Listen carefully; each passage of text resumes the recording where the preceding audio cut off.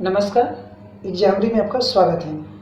Friends, आज हम अरस्तू के बारे में जानेंगे। इससे पहले हमने वीडियो में प्लेटो के बारे में जाना था। तो प्लेटो का हमने देखा था, प्लेटो को हमने 3 भागों में बांटा था। एक रिपब्लिक का प्लेटो, एक स्टेट्समैन का प्लेटो और लास्ट का प्लेटो। अर्थात प्लेटो के 3 किताब लिखे थे, जिसमें मुख्य किताबें हैं ये, और इन तीनों में उसके जो कि विचार, सोच, जो उन्होंने कल्पना किया और वास्तविकता दिखाया, वो अलग अलग थी। इन्होंने 3 राज्यों की कल्पना किया, 3 राज्यों के बारे में लिखा। उन्होंने रिपब्लिक में आदर्श राज्य दिया, स्टेट्समैन में वास्तविक राज्य की व्याख्या किया और लॉज में उन्होंने उप राज्य की व्याख्या किया। और इससे हमने उनके न्याय संबंधी सिद्धांत को भी देखा, शिक्षा के बारे में जो सिद्धांत था उसको देखा। प्लेटो का जो शिक्षा पे लिखा गया पुस्तक रिपब्लिक था, उसे रूसो ने बोला था कि ये प्रथम ग्रंथ है, शिक्षा पे लिखा गया प्रथम ग्रंथ है। ठीक है, इसको बोलता है तो रूसो बोलता है। ठीक है, तो आज हम देखेंगे अरस्तू के बारे में। तो फ्रेंड, जैसा कि हम जानते हैं, अरस्तू एक महान विचारक है, महान राजनीतिक है, महान दार्शनिक है। इसका योगदान किसी एक सीमित क्षेत्रों में नहीं, केवल राजनीति में ही नहीं, बल्कि ये अनेक क्षेत्रों में इसका योगदान रहता है। ठीक है, खगोल से लेकर, भूगोल से लेकर, इतिहास से लेकर, राजनीति से लेकर, विज्ञान से लेकर, इसका अनेक क्षेत्रों में और वो भी विस्तृत योगदान पाया जाता है। ठीक है, इसलिए हम लेकिन यहाँ पे केवल इसका राजनीतिक दृष्टिकोण का ही फोकस किया जाएगा। और इसमें हम देखेंगे कि इसका राजनीतिक दृष्टिकोण क्या है, इसका न्याय सिद्धांत क्या है, अरस्तू ने किसे नागरिकता देना चाहिए और उसकी नागरिकता में कमियां क्या हैं, इसका दास संबंधी दृष्टिकोण क्या है।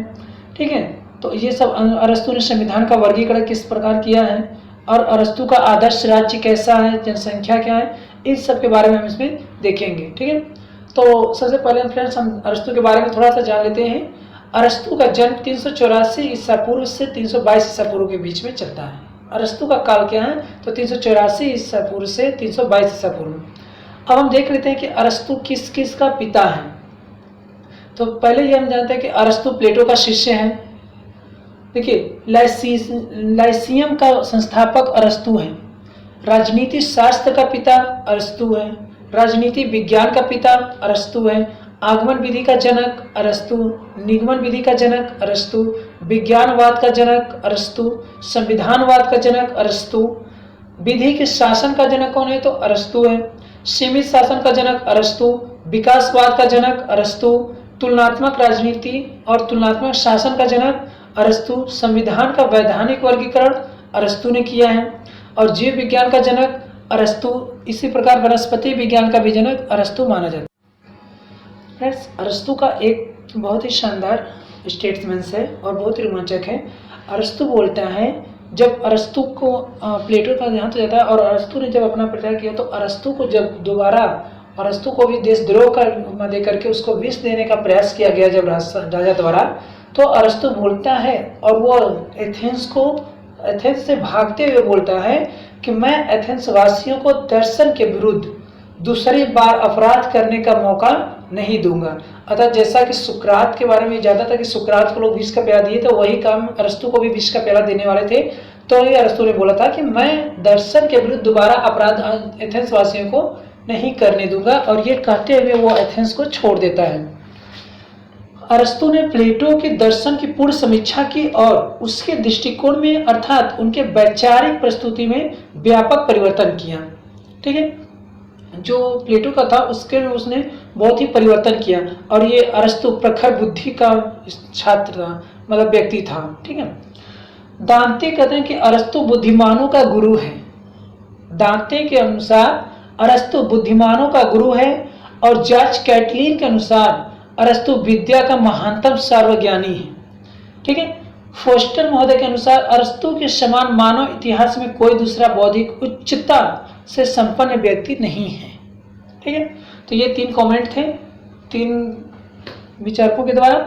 अब आइए देखते हैं कि अरस्तु ने कौन सी विधि को अपनाया था। तो अरस्तु ने तुलनात्मक विधि, आगमन विधि, स्वदेश्य मूलक विधि, जिसे प्रयोजन विधि भी कहते हैं, और ऐतिहासिक विधि, इन 4 विधियों को अपने राजनीतिक दृष्टिकोण लिखने में अपनाया था। ठीक है, और इन चारों में अरस्तु ने आगमन विधि को सबसे श्रेष्ठ माना।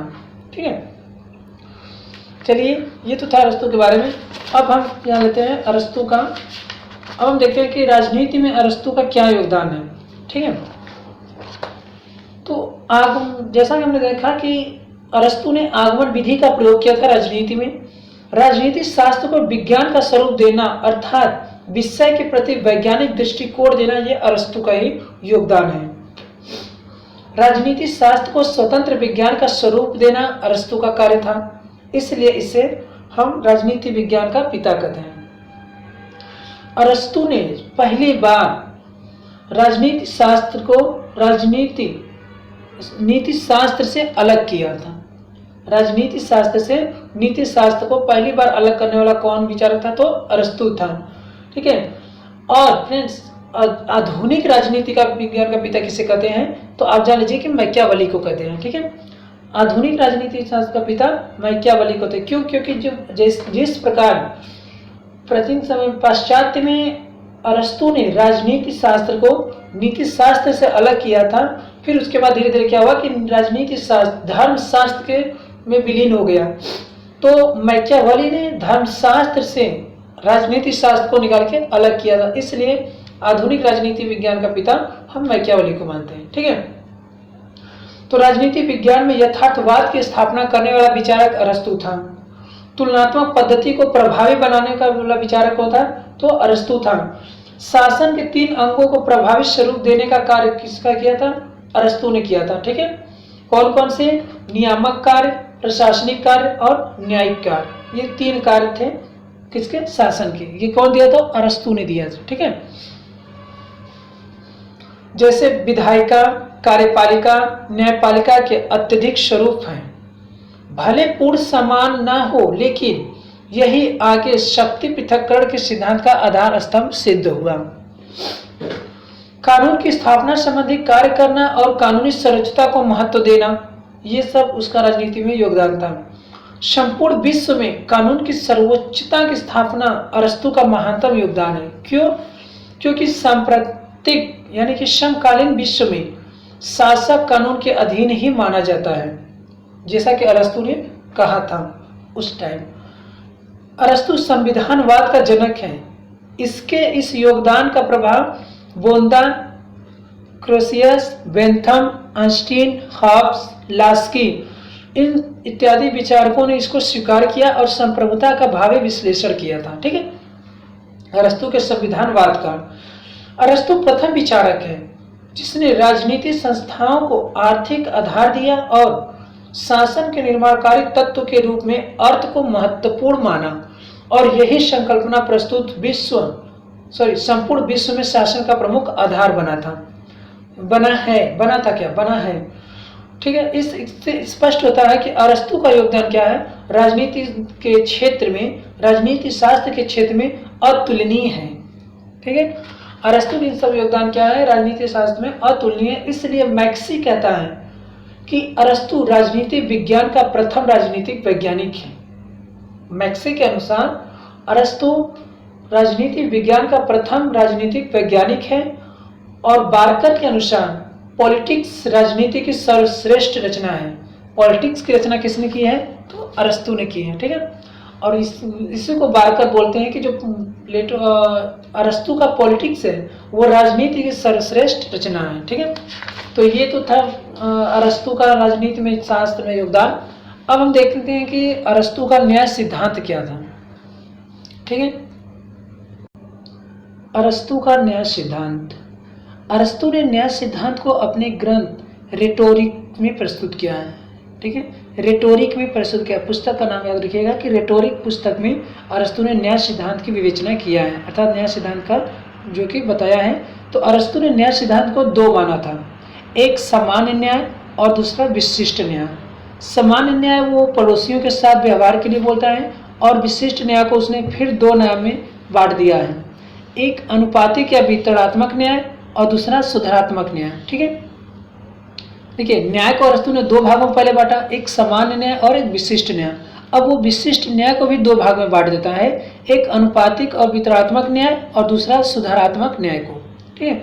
जहां प्लेटो ने न्याय को सार्वभौमिक, अपरिवर्तनशील और अस्थायी माना है, वही अरस्तु ने न्याय को देश, काल, परिस्थितियों के अनुसार परिवर्तनशील माना है। देखिए यहाँ पे इसका अंतर है, इसको स्पष्ट कर लीजिएगा कि प्लेटो ने न्याय को क्या बोलना? सार्वभौमिक और अपरिवर्तनशील माना। अर्थात प्लेटो ने कहा कि न्याय हर जगह समान रहता है और वो अपरिवर्तनीय है।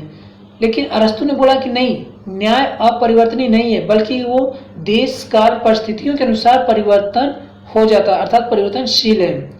अरस्तु के अनुसार न्याय सद्गुण का व्यवहारिक प्रयोग है। अरस्तु बोलता है कि न्याय क्या है, तो न्याय सद्गुण का व्यवहारिक प्रयोग है।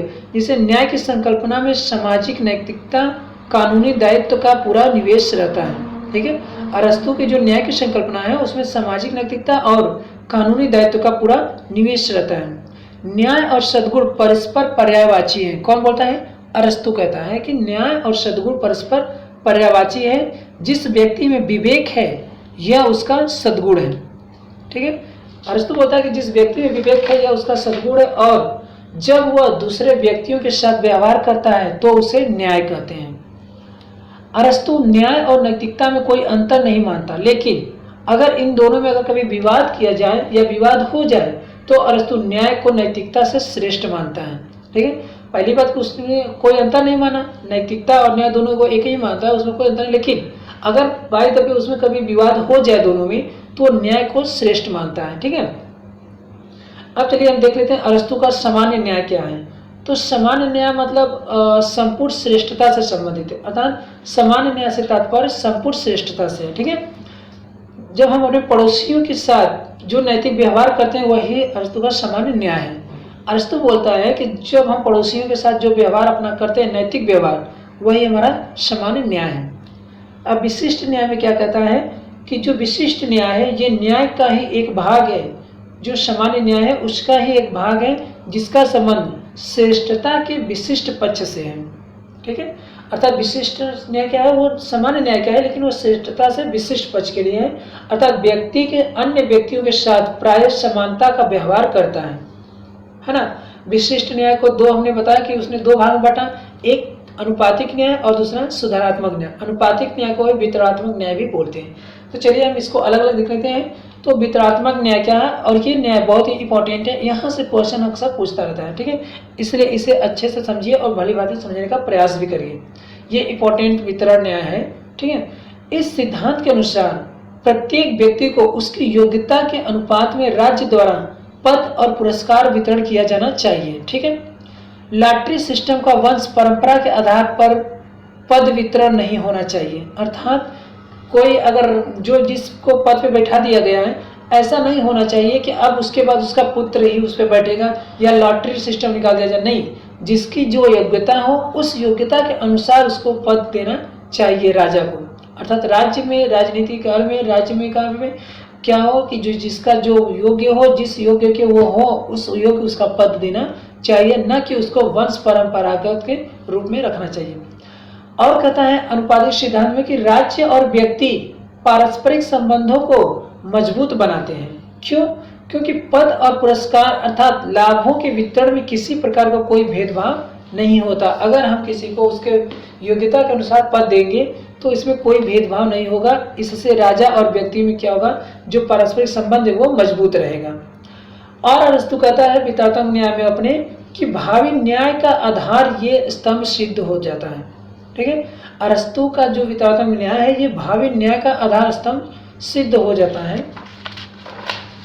अब बात करते हैं सुधारात्मक न्याय। ये तो था उसका वितरणात्मक न्याय। अब सुधारात्मक न्याय में क्या है कि राज्य की वह व्यवस्था जिसके द्वारा व्यक्तियों के पारस्परिक लेन देन के संबंधों का नियमन होता है उससे सुधारात्मक न्याय कहते हैं। ठीक है, राज्य की वह व्यवस्था जिसके द्वारा व्यक्तियों के पारस्परिक लेन देन के संबंधों का नियमन होता है उससे सुधारात्मक न्याय कहते हैं। सुधारात्मक न्याय सिद्धांत व्यक्ति से व्यक्ति के बीच संबंधों का नियमन करता है।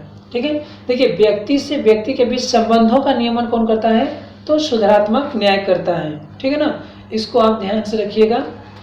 ठीक, और क्या कहता है अरस्तु कि जो सुधारात्मक न्याय का उद्देश्य क्या है इसका, तो सुधारात्मक न्याय का उद्देश्य इसका है कि व्यक्तियों के पारस्परिक संबंध समानता और उचित व्यवहार पे आधारित हों। ठीक है, सुधारात्मक न्याय का उद्देश्य यही है कि व्यक्तियों के पारस्परिक संबंध, समानता और उचित व्यवहार पे ये क्या हो, आधारित हो। अरस्तु का न्याय सिद्धांत कार्य विशेषीकरण के सिद्धांत पर आधारित है। ठीक है, कार्य विशेषीकरण के सिद्धांत पे क्या है, ये आधारित है। किसका? अरस्तु का न्याय सिद्धांत। और क्या है? अरस्तु का न्याय सिद्धांत श्रम विभाजन पर आधारित है। अरस्तु का न्याय सिद्धांत अहस्तक्षेप के सिद्धांत पर आधारित है। अरस्तु का न्याय सिद्धांत संकीर्ण नहीं बल्कि व्यापक प्रकृति की है। अरस्तु का न्याय सिद्धांत योग्यता पर आधारित है। अरस्तु का न्याय सिद्धांत कानूनी न्याय नहीं बल्कि सार्वभौम न्याय है। ठीक है, तो ये तो था अरस्तु का न्याय संबंधी विचार। अब हम देखते हैं अरस्तु का दास संबंधी दृष्टिकोण।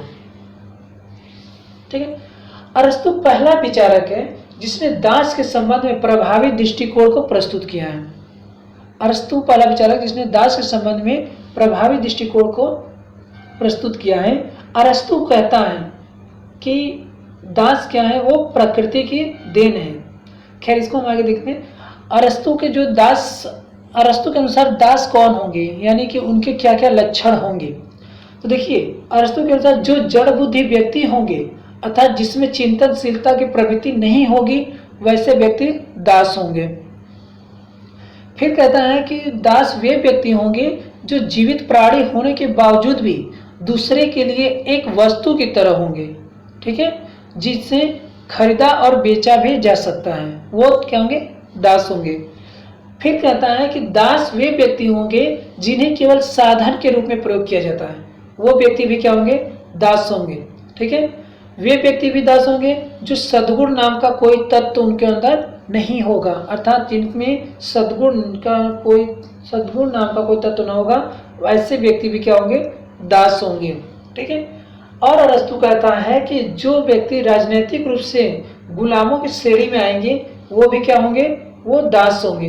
तो राजनीतिक रूप से गुलामों की श्रेणी का मतलब क्या हुआ कि जब हम राजा, पहले जो राजा महाराजा युद्ध लड़ते थे, लड़ाई लड़ते थे, तो जब दूसरे राजा को हरा देते थे तो उसमें जितने लोग को बंदी बना देते थे, तो वही उनका राजनीतिक दास होते हैं। ठीक है, आगे अरस्तु इसके बारे में भी व्याख्या करता है। तो देखिए, अरस्तु के अनुसार दासता प्राकृतिक और परंपरागत है। अरस्तु बोलता है दासता प्राकृतिक और परंपरागत है, ये कमेंट है अरस्तु के अनुसार। अगला है, दासता न केवल आवश्यक है वरन सामाजिक अनिवार्यता भी है या सामयिक अनिवार्यता भी है। कमेंट है, अरस्तु के अनुसार प्रकृति का नियम है उत्कृष्ट निष्कृष्ट पर शासन करे। ठीक है, प्रकृति का नियम है उत्कृष्ट निष्कृष्ट पर शासन करे। कौन कहता है? अरस्तु करता है। और आगे अरस्तु बोलना है कि कुछ व्यक्ति शासक के रूप में जन्म लेते हैं और कुछ व्यक्ति शासित के रूप में, अर्थात प्रकृति ने उन्हें खुद दास बनाया है। मानव उन्हें दास नहीं बल्कि वो प्रकृति ने खुद उन्हें दासता दिया है, इसलिए वह दास होते हैं। जो आदेश देते हैं वे स्वामी होते हैं और जो आदेश का पालन करते हैं वे ही दास कहलाते हैं। ठीक है, दासता प्रकृति की देन है। दासता प्रकृति की देन है। अब चलिए हम ये देख लेते हैं कि दासता जैसे बोलता है अरस्तु की दोनों के लिए जरूरी है, तो क्यों? देखिए, दासता स्वामी के लिए जरूरी क्यों है, उसके लिए क्यों लाभप्रद है? क्योंकि स्वामी के लिए दासता इसलिए आवश्यक है जिससे कि वे अपने नैतिक एवं बौद्धिक गुणों का विकास कर सकें, और यह तभी संभव है जब उन्हें पर्याप्त अवकाश मिले। अर्थात जब दास रहेंगे तो उनके कार्य को करते रहेंगे तो उन्हें अवकाश मिलेगा, थोड़ा समय मिलेगा, जिससे वो नैतिक और बौद्धिक गुणों का विकास कर सकते हैं। ठीक है, तो पर्याप्त अवकाश तभी मिलेगा जब दासता की व्यवस्था हो। क्यों? क्योंकि इसके स्वामी की अधिकांश आवश्यकताओं की पूर्ति हो जाती है। अब दास के लिए हित क्या है? देखिए, तो दासता दास के लिए हित इसलिए है कि दास जितना अधिक समय स्वामी के साथ देता है उतना ही अधिक स्वामी के गुणों को धारण करता है। ठीक है, इसलिए दासता दास के लिए क्या है? तो लाभदायक है, अर्थात उसके हित में है। दास के पास विवेक नहीं होता, इसलिए यदि स्वामी का संरक्षण न मिले तो वह बहुत ऐसे कार्य कर सकता था जिससे न केवल स्वयं का अहित होता बल्कि समाज और राज्य दोनों को क्षति पहुंचाता हो। ठीक है, अरस्तु बोलता है, अरस्तु का कमेंट है, शरीर से अलग होने पर भी दास स्वामी के शरीर का अंग मात्र है। ठीक है, अगला कमेंट है अरस्तु का कि दासता नैतिक है क्योंकि इससे दास के व्यक्तित्व का पूर्ण विकास होता है। ठीक है, अरस्तु का एक कमेंट है, दासता नैतिक है क्यों? क्योंकि इससे दास के व्यक्तित्व का पूर्ण विकास होता है। अरस्तु के दासता के प्रकार देखते हैं तो अरस्तु ने दासता के दो प्रकार बताए, एक प्राकृतिक दास और दूसरा राजनैतिक दास, जिसे वैधानिक दास भी कहा जाता है। तो प्राकृतिक दास क्या होते हैं, आइए इसको देखते हैं। तो ऐसे व्यक्ति जिनका प्रकृति ने केवल शारीरिक विकास किया है और मानसिक विकास नहीं, अर्थात प्रकृति ने उसका शारीरिक विकास तो कर लिया लेकिन वो उसका मानसिक विकास नहीं किया, इसलिए उसे प्राकृतिक दास कहलाते हैं। ठीक है, अर्थात ऐसे व्यक्ति जिनको प्रकृति ने शारीरिक विकास किया लेकिन मानसिक विकास नहीं किया, उसे प्राकृतिक दास कहते हैं। प्राकृतिक दास जन्म से ही अविवेकी होते हैं, जिनके पास कोई तार्किक क्षमता नहीं होती। ये स्वामी के लिए प्राकृतिक उपहार है। अरस्तु कहता है जो प्राकृतिक दास है वो स्वामी के लिए प्राकृतिक उपहार है। अब हम देखते हैं उसका राजनैतिक दास या वैधानिक दास क्या होता है। तो ऐसे दास जो युद्ध में पराजित होने के कारण गुलामी के जंजीरों में बंध जाते हैं और जिन पर अपना कोई नियंत्रण नहीं होता, उसे वैधानिक अथवा राजनीतिक दास कहते हैं। ठीक है, अरस्तु वैधानिक दास पर विश्वास नहीं करता बल्कि उनकी संख्या को सीमित रखना चाहता है। ठीक है, अरस्तु कहता है यदि किसी राज्य में वैधानिक दासों की संख्या में वृद्धि होगी तो यह उस राज्य के लिए खतरनाक स्थिति होगी। क्यों? क्योंकि जैसे जैसे राज्य की शक्ति कम होगी वैसे वैसे राजनीतिक दासों द्वारा व्यापक विद्रोह किया जाएगा, सामूहिक विद्रोह किया जाएगा, जिससे राज्य टुकड़ों में टूट जाएगा। इसलिए अरस्तु राजनीतिक दास के वृद्धि पर बल नहीं देता बल्कि उनको सीमित रखना चाहता है। ठीक है, अरस्तु दासों का पालन पोषण अच्छी तरीके से किया जाने पर विशेष जोर देता है। वो बोलता है कि जो दास है उनका पालन पोषण अच्छे तरीके से किया जाए, जिससे कि उनके अंदर हीन भावना से वो मुक्त रहे, अर्थात उनके अंदर हीन भावना की उत्पत्ति न हो और वे पूर्ण व्यक्तित्व की प्राप्ति कर सकें।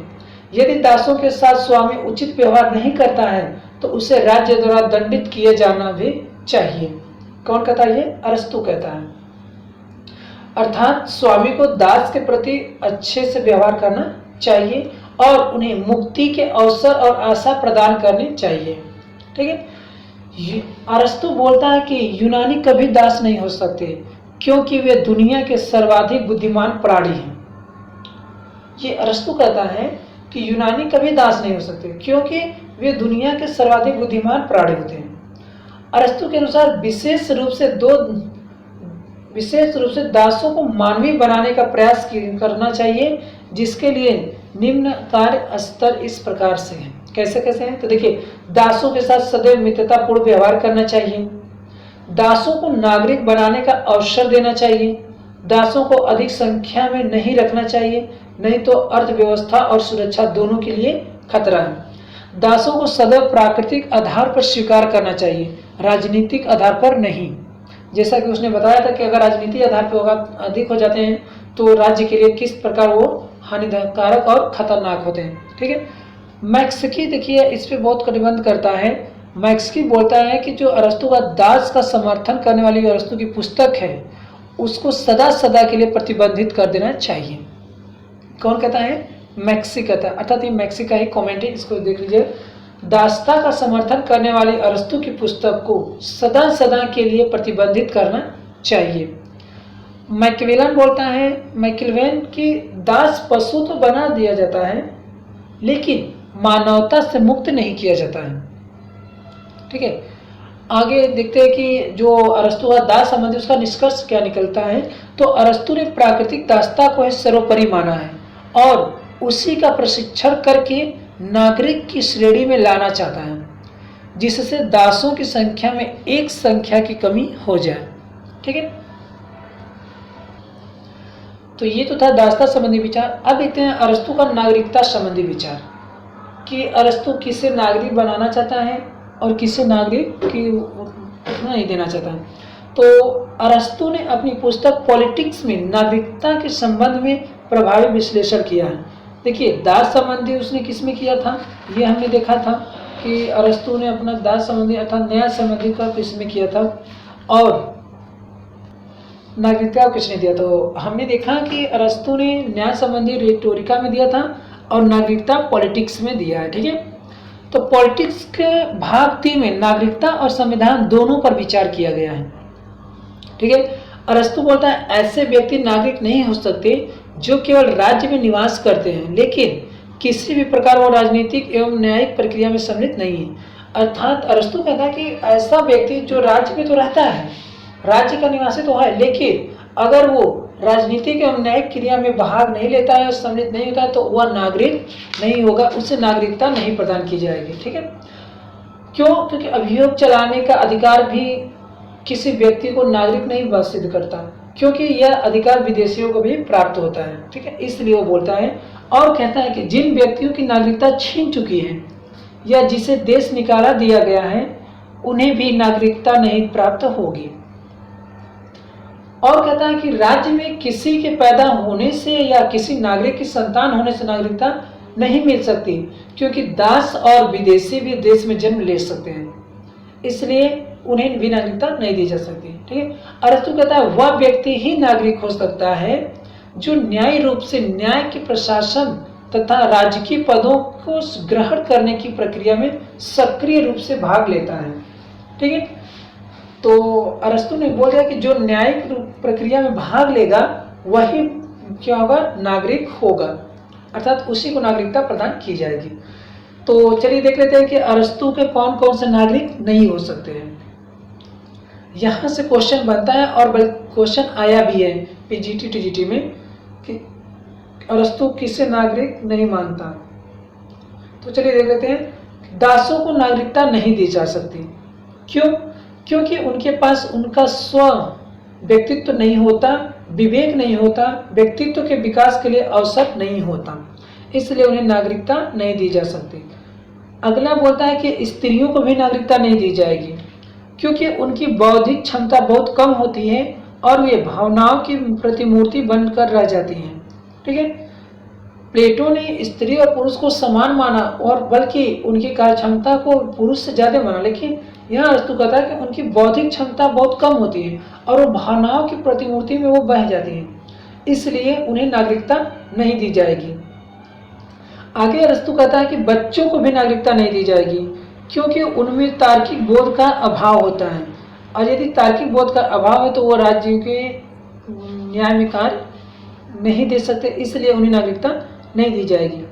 मजदूरों को भी नागरिकता नहीं दी जाएगी, क्योंकि उनके पास नागरिक गुणों के विकास के लिए अवसर नहीं होता। आगे बोलता है कि जिनके पास संपत्ति नहीं होगी, अर्थात संपत्ति विहीन व्यक्तियों को भी नागरिकता नहीं दी जा सकती। क्यों नहीं दी जा सकती? क्योंकि उनमें राज्य के कार्य के प्रति कोई रुचि नहीं होती और प्रबंधन का कोई अनुभव नहीं होता। अर्थात जिनके पास संपत्ति नहीं है तो वो संपत्ति जुटाने में ही लगे रहेंगे, तो राज्य में क्या भाग देंगे, और उनके पास प्रबंधन की कोई आइडिया ही नहीं रहेगा, अनुभव ही नहीं रहेगा, तो वो न्याय रूप में कैसे कार्य करेंगे। अतः जो न्याय रूप में कार्य नहीं करना उससे हम नागरिकता नहीं देंगे। ये कौन कहता है? अरस्तु कहता है।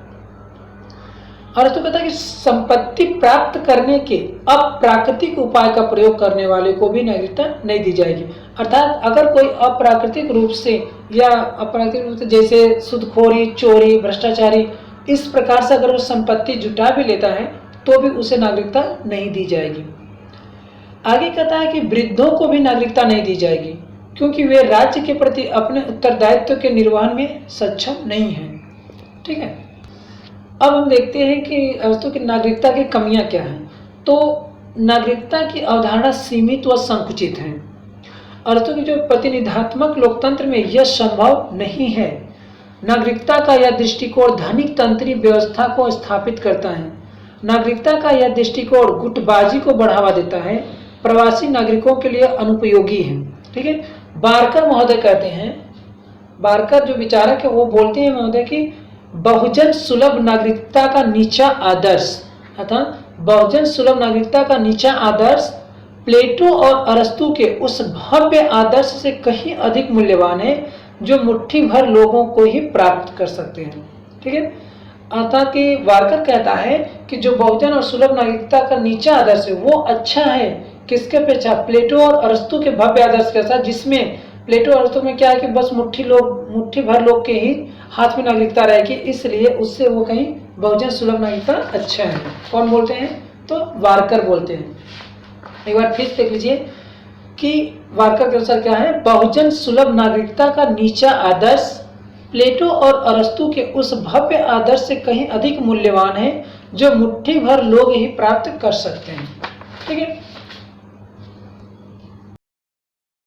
अब हम देखते हैं अरस्तु का संविधान का वर्गीकरण। अरस्तु ने संविधान को किस तरह वर्गीकरण किया है, क्योंकि अरस्तु ने संविधान सरकार और राज्य में कोई अंतर नहीं मानता, इसलिए अरस्तु का ये जो संविधान वर्गीकरण है वो सरकार का भी वर्गीकरण है और राज्य का भी वर्गीकरण कराता है। ठीक है, तो हमने पीछे देखा था कि अरस्तु संविधानवाद का जनक कहा जाता है, विधि के शासन का जनक है और सीमित शासन का भी जनक कौन है, तो अरस्तु है। ठीक है, तो संविधानवाद क्या है, तो संविधान प्लस वाद यानी विधि का शासन और सीमित शासन, ये संविधानवाद में वो बताता है।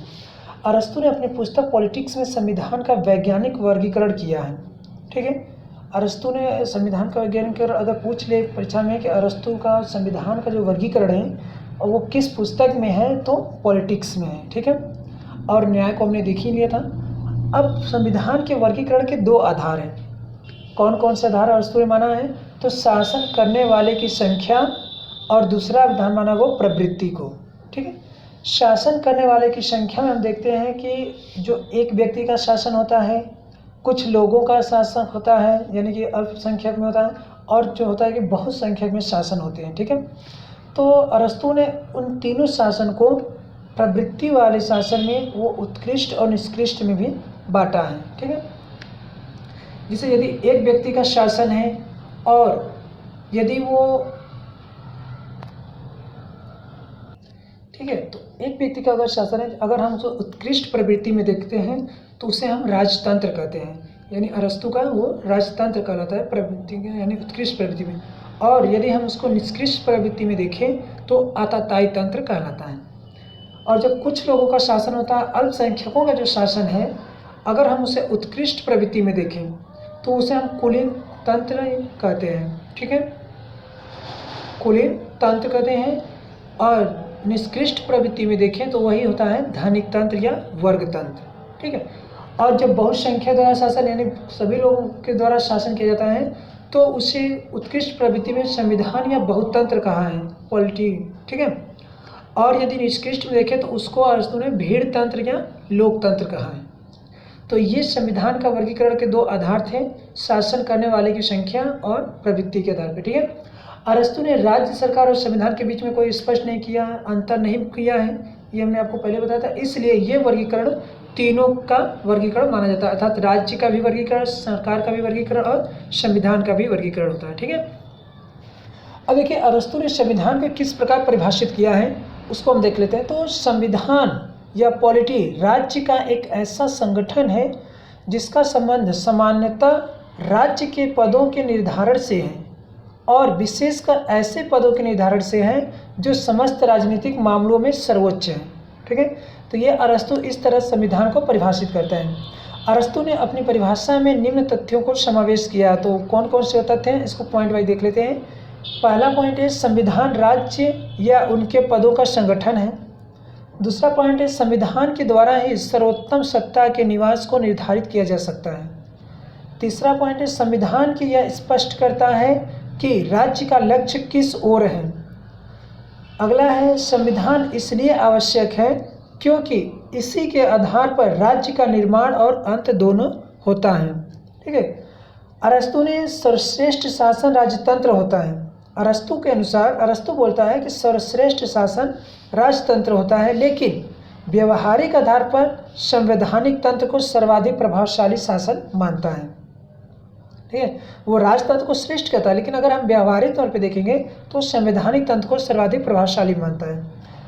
आगे अरस्तु कहता है कि शासन के स्वरूप साइकिल के पहिए की तरह नियमित रूप से बदलते रहते हैं। अरस्तु बोलता है शासन के स्वरूप साइकिल के पहिए की तरह वो नियमित रूप से बदलते रहते हैं, अर्थात राजनीतिक परिवर्तनों का एक पूर्ण चक्र चलता है। ठीक है, अरस्तु के अनुसार शासन के वर्गीकरण के संदर्भ में शासन के स्वरूप और सामाजिक तत्वों के बीच समन्वय स्थापित करना है।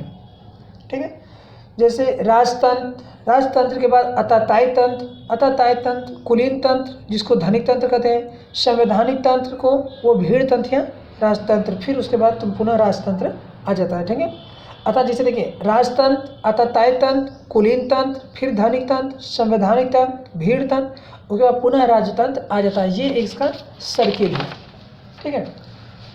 वर्गीज के आधार, ये कमेंट है, अरस्तु का वर्गीकरण नैतिक और आध्यात्मिक है, संख्यात्मक नहीं। ये वर्गीज कहते हैं, ठीक है। अरस्तु का वर्गीकरण नैतिक और आध्यात्मिक है, संख्यात्मक नहीं, ठीक है। अब देख लेते हैं कि इसकी आलोचना बिंदु क्या है। तो अरस्तु का वर्गीकरण अस्पष्ट है। क्यों? क्योंकि वह सरकार राज्य शासन के बीच कोई स्पष्ट अंतर नहीं करता, ठीक है। वह राज्य शासन और सरकार को एक ही मान लेता है। अरस्तु का वर्गीकरण पूर्णतः अवैज्ञानिक तथा संख्यात्मक भौतिकवाद पर आधारित है। अरस्तु ने लोकतंत्र को भीड़तंत्र कह करके उचित सम्मान नहीं दिया है, जो आधुनिक समय का सबसे उत्कृष्ट शासन प्रणाली है, ठीक है।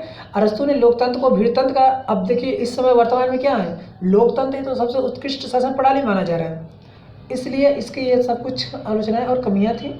अरस्तु की जो संकल्पना है विशेष रूप से वर्तमान राज्यों पर लागू नहीं होता, क्योंकि वर्तमान समय में प्रजातंत्र के विविध स्वरूप पाए जाते हैं। कौन कौन से?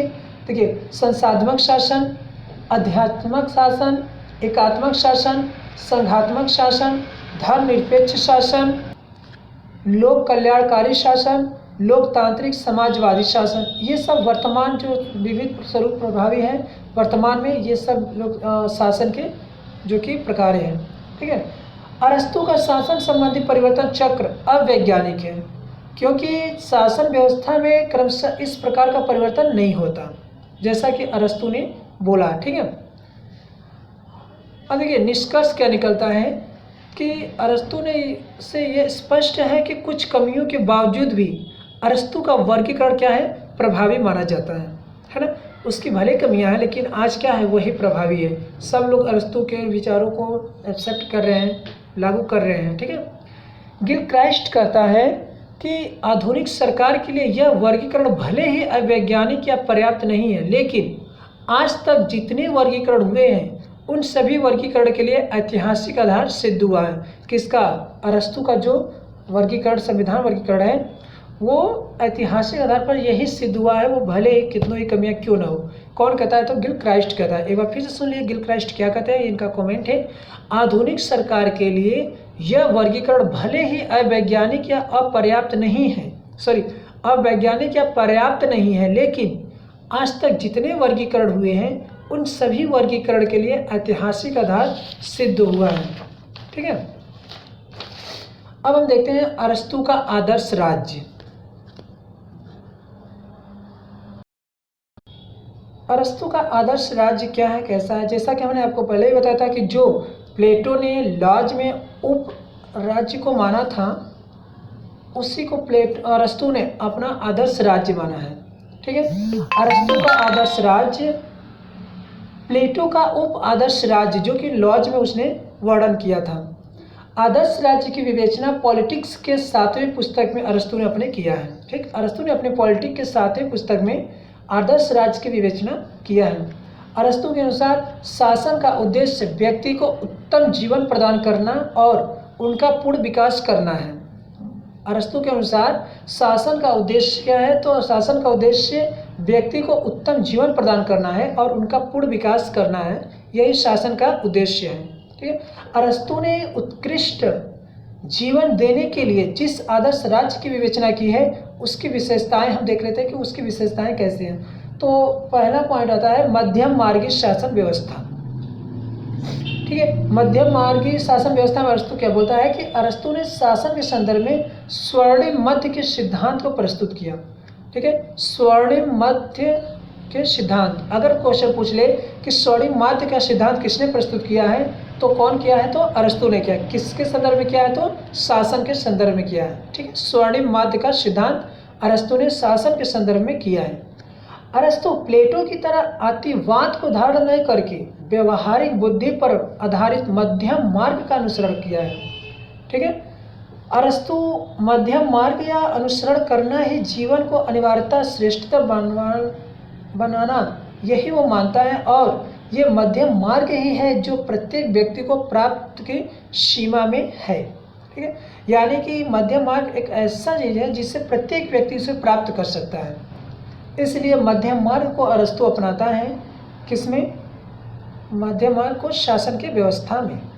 अरस्तु ने अपने आदर्श राज्य को मध्यम मार्ग का आधार मानते हुए संवैधानिक तंत्र, सुप्रजातंत्र को सर्वश्रेष्ठ प्रशासन माना है। ठीक है। अरस्तु ने नगर राज्य को 3 वर्गों में विभाजित किया है। कौन कौन से? तो पहला अति संपन्न, दूसरा अति विपन्न और मध्यम वित्त वर्ग। ये 3 वर्गों में उसने नगर राज्य को बांटा है। तो शासन का नेतृत्व तीसरा अर्थात मध्यम वित्त वर्ग ही करेगा। ठीक है। शासन का नेतृत्व करने के लिए अरस्तु बोलता है कि मध्यम वित्त वर्ग का जो है वही करेगा, ना तो अति संपन्न करेगा और ना ही अति विपन्न वर्ग का करेगा। ठीक है। तो जो संवैधानिक तंत्र, अरस्तु का जो संवैधानिक तंत्र है एक मिश्रित शासन प्रणाली है जिसमें 2 तत्वों का समावेश है। कौन कौन से? तो लोकतंत्र और धानिक तंत्र। ठीक है। संवैधानिक तंत्र में लोकतंत्र और धानिक तंत्र शासन प्रणाली का समावेश है। ठीक है। अब हम देख लेते हैं व्यक्तित्व का विकास। तो व्यक्तित्व का विकास क्या है? तो अरस्तु का जो आदर्श राज्य का लक्ष्य है वो व्यक्तित्व का नैतिक विकास करना है। ठीक है। आदर्श राज्य का लक्ष्य क्या है?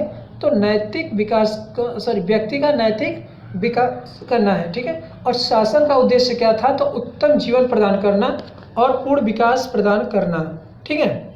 और आदर्श राज्य का जो लक्ष्य है वो क्या है? तो व्यक्ति को नैतिक विकास प्रदान करना। ठीक है। अरस्तु का राज्य समुदायों का समुदाय है। अरस्तु का राज्य समुदायों का समुदाय है। प्रत्येक समुदाय अपने सदस्यों के हितों के सर्वोपरि रखता है। ठीक है। प्रत्येक समुदाय क्या है कि अपने सदस्यों के हितों को सर्वोपरि रखता है। ये क्वेश्चन में आया हुआ प्रश्न है। ठीक है।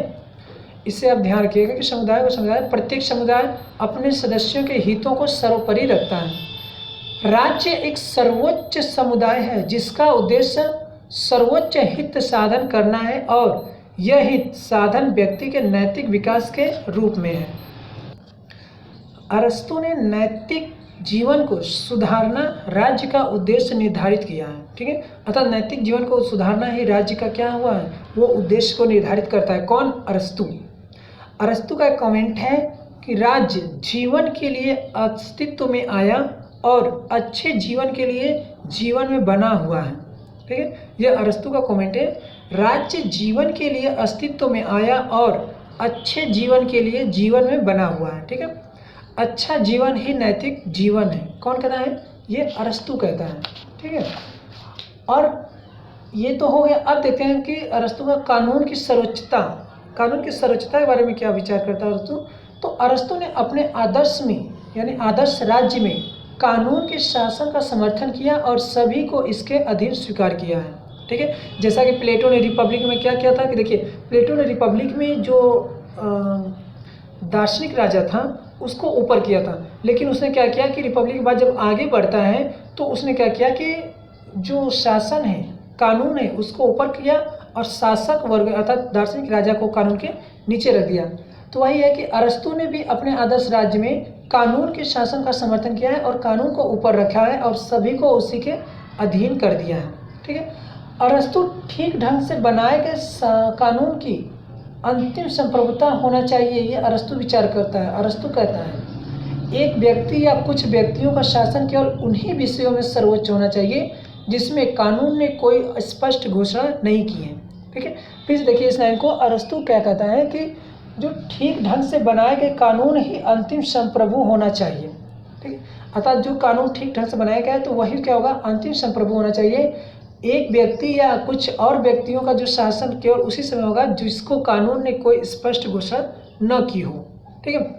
अरस्तु अनुसार व्यक्ति के शासन की तुलना में विधि का शासन ही सर्वोच्च है। अरस्तु कहता है व्यक्ति के शासन की तुलना में विधि का शासन ही सर्वोच्च है। क्यों सर्वोच्च है? क्योंकि विधि का जो शासन एक ऐसा विवेक है जिस पर व्यक्ति की इच्छा का कोई प्रभाव नहीं है। ठीक है। जो विधि का शासन है उस पर किसी व्यक्ति की इच्छा का प्रभाव नहीं है, बल्कि वो कानून है जो सबके लिए समान है। शेवाइन का कमेंट है अरस्तु का आदर्श सदैव संवैधानिक शासन रहा है, निरंकुश शासन नहीं। ठीक है। शेवाइन कहता है अरस्तु का जो आदर्श राज्य है वो सदैव संवैधानिक शासन रहा है, निरंकुश शासन नहीं, चाहे वह दार्शनिक राजा का निरंकुश राज्य क्यों ना हो। ठीक है, वो निरंकुश नहीं है बल्कि वो संवैधानिक शासन है। अरस्तु कहता है कानून कभी परिस्थितियों के अनुसार स्वयं नहीं बदलता, बल्कि परिवर्तनशील परिस्थितियों में, परिवर्तनशील समाजों में विशेष रूप से कानून में परिवर्तन की आवश्यकता होती है। ठीक है, ये अरस्तु कहता है ना कि कानून कभी किसी परिस्थिति में नहीं बदलता, वो खुद नहीं बदलता है बल्कि उसको उस अनुसार बदला जाता है। ठीक है, विधि में परिवर्तन 1, 2 या 3 लोग नहीं करेंगे बल्कि अनेक उत्कृष्ट बुद्धि वाले लोग करेंगे, क्योंकि सामूहिक बुद्धि जो है वो एक बुद्धि से कहीं अधिक बेहतर होती है। ये अरस्तु मानता है। अरस्तु कहता है कि विधि में कोई 1, 2, 3 व्यक्ति नहीं करेंगे उसमें कोई बदलाव, बल्कि जो बुद्धिमानों का एक समूह होगा जिसमें कई बुद्धिमान बैठे रहेंगे, वो उसमें बदलाव करेंगे। वो उनसे बेहतर होगा जो एक बुद्धि से बेहतर होगा, जो सामूहिक बुद्धि कार्य करेगी। भैया ये तो था अरस्तु का वर्गीकरण। अब हम देख लेते हैं अरस्तु का जनसंख्या से संबंधित क्या कार्य है। तो देखिए अरस्तु का जनसंख्या संबंधी विचार देखिए तो जैसे कि प्लेटो ने अपने राज्य में क्या बोला था कि आदर्श में प्लेटो ने 5040 जनसंख्या को निर्धारित किया था, ना अधिक ना कम होनी चाहिए। लेकिन अरस्तु ऐसा नहीं बोलता है। अरस्तु ने कोई निश्चित जनसंख्या नहीं दिया है कि इतनी ही जनसंख्या होना चाहिए, बल्कि वह न जनसंख्या को अधिक रखना चाहता है और ना ही कम रखना चाहता है। ठीक है, अरस्तु अपने राज्य में, आदर्श राज्य में कोई जनसंख्या निश्चित नहीं करता, बल्कि वह अनंतः जनसंख्या अधिक हो और न ही जनसंख्या कम हो। ठीक है, जनसंख्या वह उतना ही रखना चाहता है। अरस्तु अपने आदर्श राज्य में उतनी ही जनसंख्या रखनी चाहता है जिसमें आत्मनिर्भर जीवन जिया जा सके।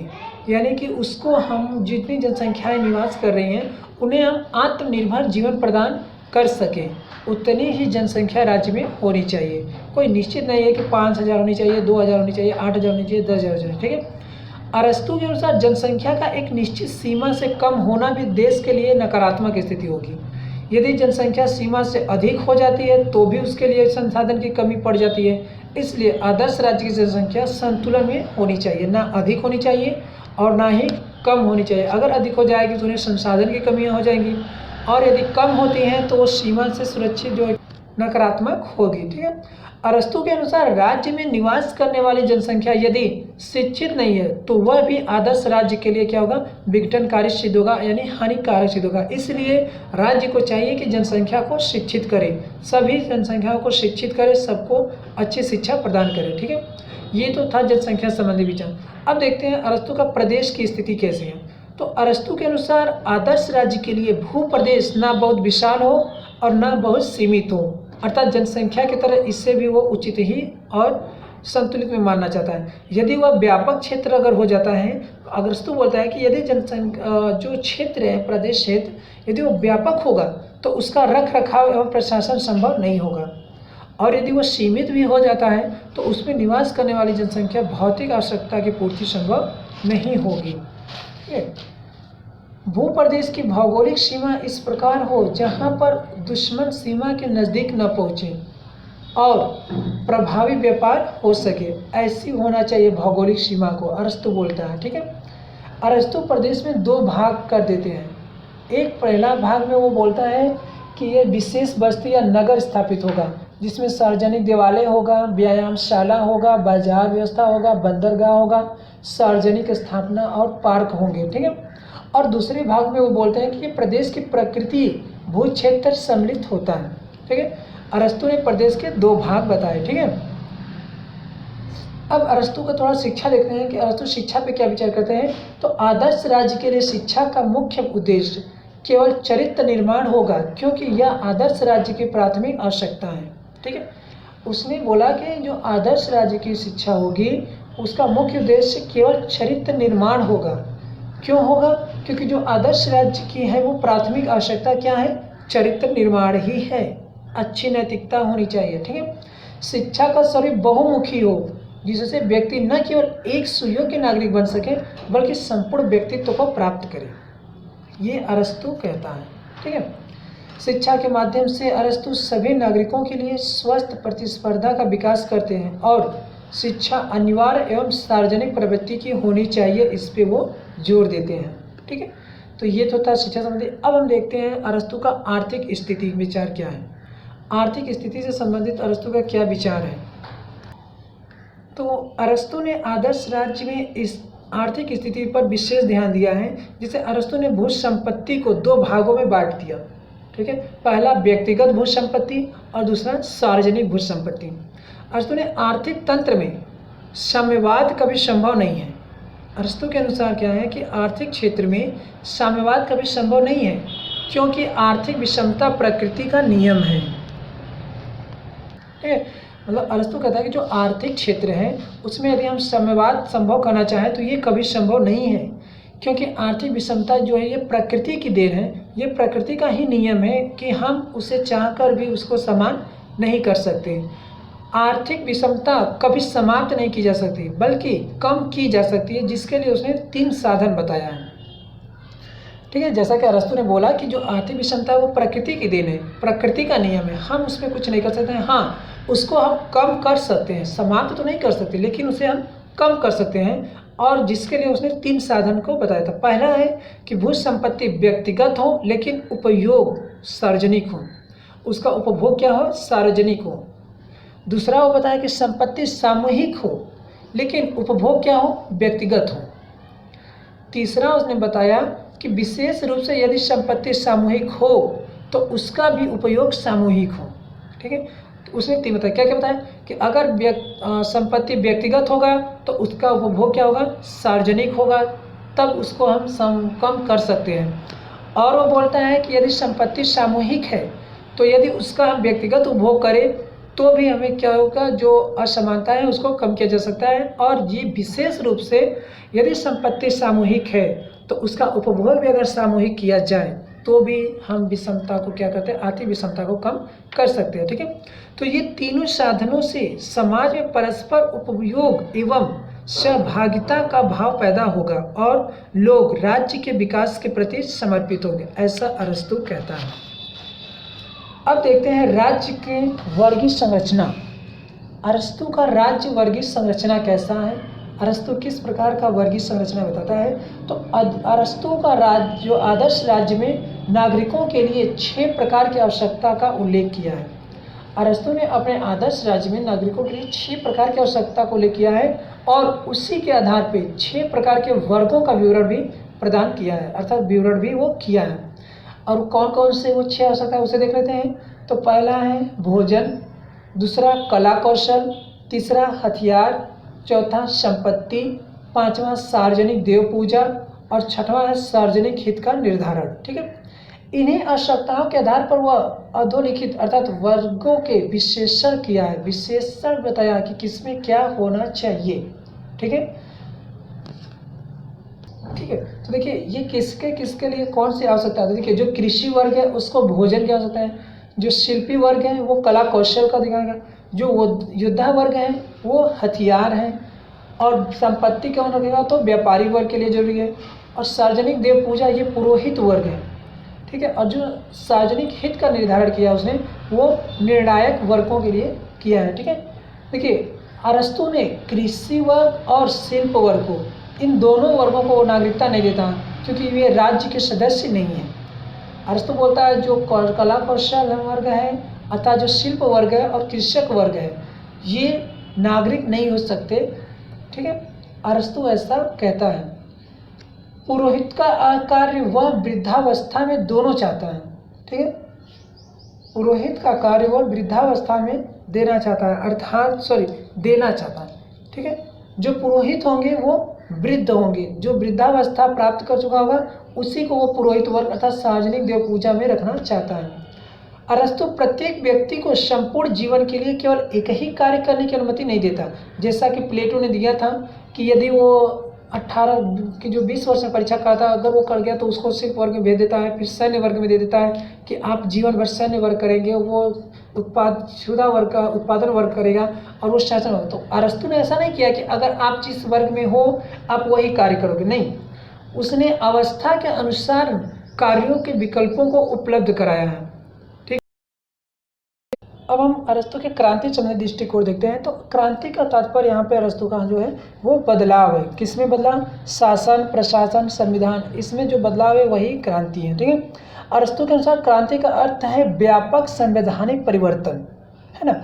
अरस्तु के अनुसार राज्य, संविधान, शासन सत्ता में होने वाला प्रत्येक परिवर्तन क्रांति है, जिसका आधार असमानता से उत्पन्न असंतोष है। ठीक है। अरस्तु के अनुसार, अरस्तु कहना है कि जो क्रांति है वो 3 अर्थ होते हैं। कौन कौन से? पहला अर्थ है कि पूर्व से स्थापित किसी शासन व्यवस्था के स्थान पर दूसरी शासन व्यवस्था को स्थापित करना ही क्रांति है।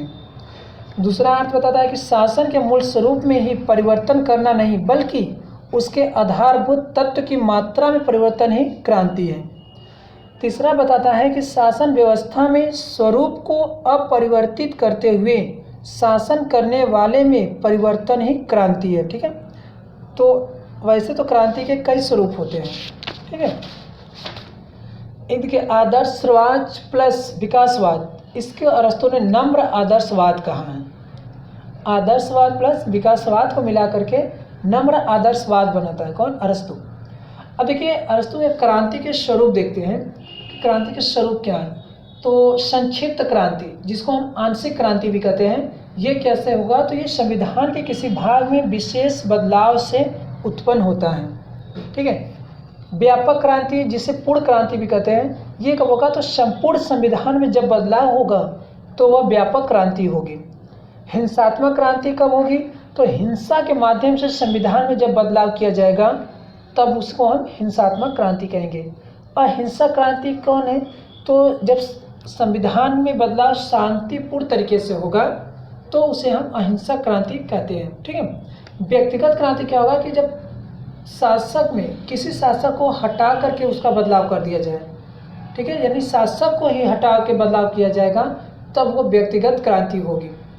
अब व्यक्तिगत क्रांति क्या होगी? कि जो शासक के बिना हटाए परिवर्तन कर दिया जाए। ठीक है। शासक को हटाया नहीं गया लेकिन फिर भी परिवर्तन कर दिया गया तो उसे हम अव्यक्तिगत क्रांति कहेंगे। और आता है कि वर्ग विशेष के विरुद्ध क्रांति किससे होगी? तो वर्ग विशेष के विरुद्ध क्रांति तब होगी जब किसी वर्ग को हटा करके संविधान में बदलाव किया जाएगा। ठीक है। यानी किसी वर्ग को न बदल करके बाकी को बदल दिया गया तो उसको हम वर्ग विशेष के विरुद्ध क्रांति कहेंगे। बौद्धिक क्रांति क्या होगी? तो किसी भाषणबाज नेता द्वारा जन भावना को उभार कर किया गया परिवर्तन। अर्थात जैसे कोई नेता आया, भाषण देने लगा और यदि उसके भाषण से प्रभावित जनता जबकि उसका परिवर्तन चाहने लगी तो उसको हम बौद्धिक क्रांति कहेंगे। ठीक है। तो इस तरह के जो है कि अरस्तु के क्रांति के स्वरूप हैं। ठीक है। अब अरस्तु बोलता है कि क्रांति का कारण क्या है, किस कारण क्रांति होगी? तो उसके उन्होंने 3 कारण बताए हैं। मूल कारण, सामान्य कारण और विशेष कारण। ठीक है। तो मूल कारण क्या है? तो क्रांति का मूल कारण असमानता है। ठीक है। क्रांति का मूल कारण क्या है? असमानता है। ठीक है। हम इन तीनों को देखेंगे अलग अलग कि मूल कारण क्या था, सामान्य कारण क्या है और विशेष कारण क्या है। तो मूल कारण हम देखते हैं कि क्रांति का जो मूल कारण वो असमानता है। अरस्तु ने इसे समानता को 2 प्रकार की बताता है। ठीक है। अरस्तु समानता को 2 प्रकार का बताता है, एक संख्यात्मक समानता और दूसरा अनुपातिक समानता। ठीक है। तो संख्यात्मक समानता क्या होती है? तो इसे पूर्ण समानता कहते हैं। ठीक है। यानी जो हुबहू समानता होती है इसी को हम पूर्ण समानता, अर्थात हर बात में समानता होनी चाहिए। जैसा कि एक व्यक्ति है वैसा दूसरा भी व्यक्ति, जैसा जो ये है वैसा वो भी हो, जितना इसके पास है उतना उसके पास भी हो। यानी ये एक दूसरे के हर एक मामले में क्या हो, समान हो, उसी को पूर्ण समानता बताता है, जिसको वो संख्यात्मक समानता कहता है। ठीक है। संख्यात्मक समानता जनतंत्री अवधारणा है ना। संख्यात्मक समानता कैसा है? तो ये जनतंत्री अवधारणा है। अब अनुपातिक समानता क्या होती है? तो प्रत्येक व्यक्ति को उसकी योग्यता के अनुपात में जब हम समान मानता है तो उसे अनुपातिक समानता कहते हैं। ठीक है। यानी कि जो जिस योग्य है उसका उसी के योग्य अनुपात में समानता पद मिलना चाहिए। ये अनुपातिक समानता क्या होती है? तो ये वर्गतंत्री अवधारणा है। ठीक है। देखिए संख्यात्मक हमने देखा और अनुपातिक देखा। तो संख्यात्मक कैसी समानता है? तो कौन सी अवधारणा? तो ये जनतांत्रिक अवधारणा है। और अनुपातिक समानता कैसी अवधारणा है? तो ये वर्गतंत्री अवधारणा है। ठीक है। अरस्तु इसी समानता को स्वीकार करता है। कौन से?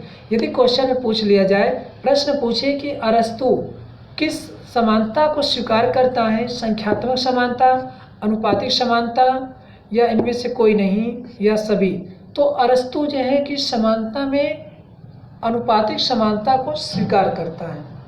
देता तो वह दोनों प्रकार के, लेकिन वो स्वीकार किससे करता है? तो अनुपातिक समानता को। दोनों प्रकार की समानताओं का अलग अलग अर्थ करने से क्रांति की संभावना उत्पन्न हो जाती है। ठीक है, अब देखिए सामान्य कारण क्या है। तो क्रांति का सामान्य कारण क्या है, तो इसको हम पॉइंट वाइज देख लेते हैं कि किस कारण से सामान्य क्रांति हो सकती है। तो शासकों की स्वार्थ सिद्धि की भावना, ये भी क्रांति का कारण बन सकता है। अगला है सम्मान की आकांक्षा, यानी कि जिसका जो सम्मान न दिया जाए तो उससे भी क्या होती है, क्रांति हो जाती है। जैसे जो सम्मान व्यक्ति है, जो थोड़ा सा हाई फाई होते हैं, तो वो सोचते हैं कि हमें दूसरी जगह से सम्मान मिले, राज्य में सम्मान मिले। अगर उनको सम्मान न मिलता है तो भी वो क्या करते हैं, क्रांति की ओर चल देते हैं। उच्चता अर्थात श्रेष्ठता की भावना, भय, किसी भी चीज़ का अगर भय हो जाए तो भी क्रांति हो सकती है। घृणा की भावना, शासकों में आपसी द्वेष। अगला नस्ली या जातीय भेदभाव, अगर जातीय भेदभाव हुआ तो भी क्रांति की संभावना है। राज्य के किसी भी अंग में अनुपात से अधिक वृद्धि हो जाए तो भी क्या होगा, क्रांति की भावना हो सकती है। निर्वाचन संबंधी षड्यंत्र होने लगा तो भी वो क्रांति की कारण हो सकता है। किसी शासकीय पद की शक्ति में अनावश्यक वृद्धि, अगर कोई शासकीय पद हो उसमें अचानक या अनावश्यक बेकारण का ही उसमें वृद्धि कर दिया जाएगा तो भी क्या हो जाएगा, क्रांति की भावना उत्पन्न हो जाएगी। अल्प परिवर्तन की उपेक्षा किया जाए तो भी हो सकता है। मध्यम वर्ग की अनुपस्थिति, यानी अगर कहीं मध्यम वर्ग नहीं है तो भी क्या होगा, क्रांति हो सकती है। पारिवारिक विवाद में भी क्रांति हो सकती है। शासक वर्ग की असावधानी, यदि शासक वर्ग असावधानी बरतता है तो भी क्या होगा, क्रांति हो सकती है। विदेशी तत्व है वो भी सामान्य क्रांति का कारण हो सकता है। और शक्ति संतुलन की भावना, ये भी क्या है, क्रांति के कारण है। ठीक है, तो हमने ये सब देख लिया कि सामान्य कारण क्या क्या है क्रांति के। ठीक है, अब हम देखते हैं कि विशेष कारण क्या है, क्रांति का विशेष कारण। तो अरस्तु ने क्रांति के विशेष कारण को 4 तत्वों में बताया है। पहला प्रजातंत्र, दूसरा धनिक तंत्र, तीसरा कुलीन तंत्र और चौथा राजतंत्र। ठीक है, तो इसको हम एक एक करके देख लेते हैं कि प्रजातंत्र क्या है। तो प्रजातंत्र में जन भावना को उभारना। ठीक है, पहला पॉइंट है जन भावना को उभारना। दूसरा पॉइंट है जन भाव, जो धनवान है उनके खिलाफ अत्याचार करना। अगर धनवानों के खिलाफ अत्याचार करेंगे तो वो विशेष कारण बनेगा, किसका, क्रांति का। अगर जन नेताओं द्वारा महत्वाकांक्षी होंगे तो भी क्या होगा, विशेष कारण बनेगा।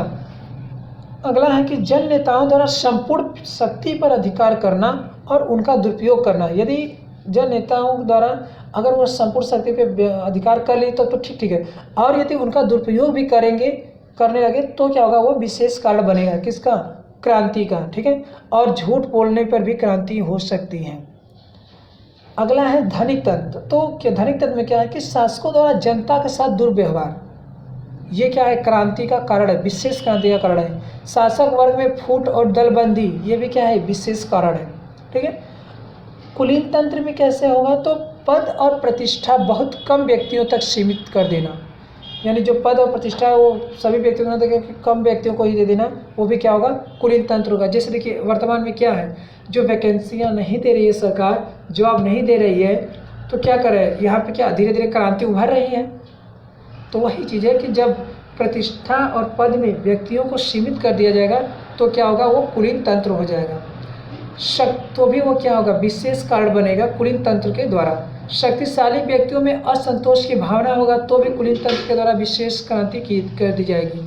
विभिन्न वर्गों के बीच सामंजस्य का अगर अभाव हो जाएगा तो भी कुलीन तंत्र के द्वारा क्या हो जाएगा, विशेष क्रांति कर दी जाएगी। अब राजतंत्र, ठीक है, हमने ऊपर प्रजातंत्र देखा, राजतंत्र क्या होता है।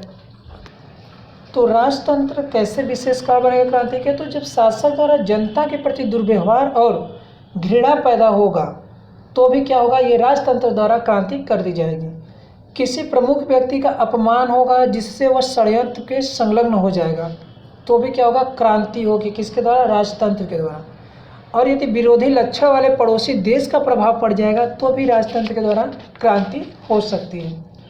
इस तरह अरस्तु ने विशेष क्रांति में 4 तंत्रों को शामिल किया था, प्रजातंत्र, धनिक तंत्र, कुलीन तंत्र और राजतंत्र, कि कैसे कैसे प्रजातंत्र क्रांति करने पर होगी, धनिक तंत्र कैसे होगी और कुलीन तंत्र कैसे होगी, राजतंत्र। अर्थात जब ये चारों के द्वारा कोई क्रांति किया जाएगा, यानी कि अलग अलग, यदि प्रजातंत्र कोई क्रांति कर देती है या धनिक तंत्र कर देती है या कुलीन तंत्र करती है या राजतंत्र करती है, तो उसे हम विशेष कारण में डाल देते हैं, यानी वो विशेष कारण के अंतर्गत आता है। ठीक है, इसमें संदेह नहीं है, मैक्सी बोलता है, मैक्सी के अनुसार इसमें संदेह नहीं है कि अरस्तु की दृष्टि क्रांति के मूल कारणों तक पहुंच गई। उसके द्वारा गिनाए गए एक या अधिक कारण अब तक के राजनीति में क्रांति के रूप में देखे जा सके। ठीक है, मैक्सिक बोलता है कि अब इसमें कोई संदेह नहीं हुए कि अरस्तु की दृष्टि क्रांति के मूल कारणों तक पहुंच गई है। ठीक है, जो मूल कारण है ना, उसके द्वारा बताया जाता है कि इसमें अगर गिनाया जाए तो एक या अधिक कारण ऐसे हैं जो अब तक की राजनीति में क्रांति के रूप में देखे जा चुके हैं, जो अरस्तु ने अपने कारण में गिनाया था। ठीक है, तो हमने अरस्तु के क्रांति को देख लिया। अब हम क्रांति के समाधान के उपाय को देखते हैं कि अरस्तु ने उस क्रांति को, जो 3 प्रकार से क्रांतियाँ होने वाली संभावनाएं हैं, उनके समाधान के लिए क्या क्या उपाय बताता है। तो अरस्तु जो है कि वो क्रांति से राज्य को सुरक्षित रखना ही शासन का उद्देश्य मानता है, और वो शासन का मूल उद्देश्य होगा कि वह क्रांति से राज्य को सुरक्षित रखे, अर्थात राज्य में किसी भी प्रकार की क्रांति उत्पन्न न हो। इस पे मैक्सी बोलते हैं, अरस्तु ने जितने प्रभावशाली तरीके से क्रांति के कारणों का उल्लेख किया है, उतने ही प्रभावशाली तरीके से उसने क्रांति के निराकरण पर भी प्रकाश डाला है। क्यों कहता है, तो मैक्सी बोलते हैं। तो चलिए देखते हैं अरस्तु ने कितने प्रकार के उपाय बताए। तो अरस्तु ने 2 प्रकार के उपाय बताए हैं क्रांति को रोकने के लिए, एक सामान्य उपाय और दूसरा विशेष उपाय। ठीक है, तो इसको हम एक एक करके देख लेते हैं पॉइंट वाइज कि सामान्य उपाय में कौन कौन से पॉइंट आते हैं, किस तरह से क्रांति को रोका जा सकता है। तो कानून का पालन करके, अर्थात कानून का पालन करके हम क्रांति को रोक सकते हैं, ये सामान्य उपाय है। ठीक है, हम सामान्य उपाय में देख रहे हैं पॉइंट वाइज। अगला पॉइंट है राज्य सत्ता पर एकाधिकार का न होना। अगला पॉइंट है अनुपातिक समानता की स्थापना। अगला है नागरिकों को संविधान की भावना के अनुरूप शिक्षित करना। अगला पॉइंट शासक और शासित के बीच सद्भावपूर्ण संबंध होना चाहिए। अगला पॉइंट है शक्ति का केंद्रीकरण रोकना चाहिए, अर्थात उसका केंद्रीकरण नहीं होना चाहिए। अगला पॉइंट है पदों का न्यायोचित वितरण करना, अर्थात न्यायोचित वितरण मतलब जिसका जो पद हो, जिस योग्य जो हो, उसको उसी योग्य के अनुसार उसका पद देना चाहिए। अगला है देशभक्ति की भावना स्थापित करना। नेक्स्ट है भ्रष्टाचार रहित शासन की स्थापना करना। अगला है जनता से अच्छा व्यवहार करना। ठीक है, नेक्स्ट है राजनीतिक पद व्यक्तिगत लाभ के लिए प्रयोग न करना, बल्कि किसके लिए करना, वो राज्य के लिए ही करना चाहिए। अगला है विदेशियों को उच्च पद पर नियुक्त नहीं करना चाहिए। ठीक है, विदेशियों को उच्च पद पर नियुक्त नहीं करना चाहिए। और अगला है बाहरी आक्रमण का भय खड़ा करना। जब हम बाहरी आक्रमण का भय खड़ा करेंगे तो जो राज्य के अंदर वाले हैं वो अपना एकजुट बनाएंगे और बाहरी से लड़ने के लिए वो स्वयं को क्रांति को रोक लेंगे। तो ये एक सामान्य उपाय था क्रांति को रोकने के लिए। ठीक है, अब हम देखते हैं अरस्तु विशेष उपाय में क्या कहता है, किस तरह से क्रांति को रोकते हैं। तो विशेष उपाय में प्रजातंत्र में धनिकों की रक्षा करना और झूठे वादे न करना, ये क्रांति रोकने का उपाय है। अगला है कुलीन तंत्र में निम्न वर्गों से अच्छा व्यवहार करना और विशेष वर्गों में प्रजातंत्रात्मक समानता के सिद्धांत को लागू करना। अगला है कुलीन तंत्र में वर्गीय असंतोष को कम करना और निम्न वर्ग के शासक को समाहित कर देना। ठीक है, अगला है राजतंत्र में निरंकुशता का त्याग करना और आपसी मतभेद को दूर करना। तो ये तो अरस्तु का विशेष उपाय था क्रांति को रोकने के लिए। मैक्सी का एक वाक्य है, अर्थात मैक्सी बोलता है राजनीति विज्ञान क्रांति रूपी विष का प्रतिकार करने के लिए इससे अधिक विश्वसनीय उपायों का निर्देशन नहीं कर सकता। ठीक है, मैक्सी के अनुसार राजनीतिक विज्ञान क्रांति रूपी विष का प्रतिकार करने के लिए इससे अधिक विश्वसनीय उपायों का निर्देशन नहीं कर सकता। अर्थात इनके कहने का तात्पर्य है कि यदि क्रांति जो उत्पन्न होने की संभावना है या हुई है, तो जो अरस्तु ने समाधान दिया है विशेष और सामान्य, इससे वो कहीं ज़्यादा नहीं हो सकती। ठीक है, तो फ्रेंड्स ये था अरस्तु संबंधी विचार, राजनीति विचार। आगे हम पढ़ेंगे इसके बाद